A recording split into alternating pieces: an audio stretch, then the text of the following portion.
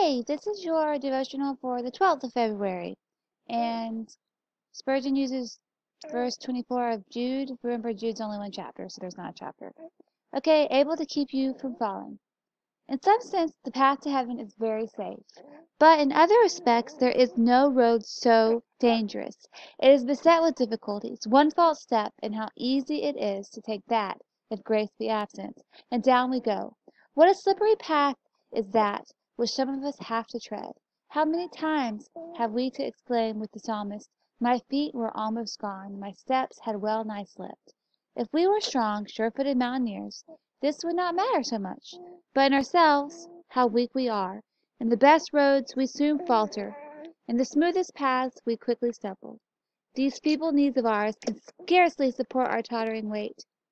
A straw may throw us, and a pebble can wound us. We are mere children, tremblingly taking our first steps in the walk of faith.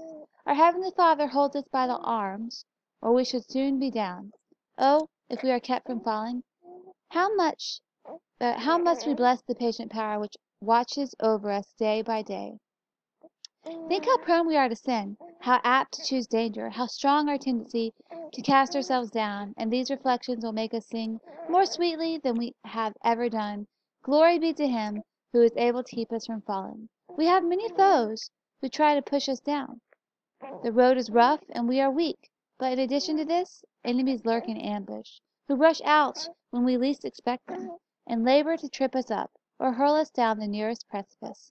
Only an almighty arm can preserve us from these unseen foes who are seeking to destroy us.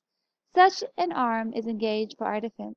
He is faithful that has promised, and He is able to keep us from falling, so that with a deep sense of our utter weakness we may cherish a firm belief in our perfect safety, and say with joyful confidence, "Against me earth and hell combine, but on my side is power divine. Jesus is all, and He is mine."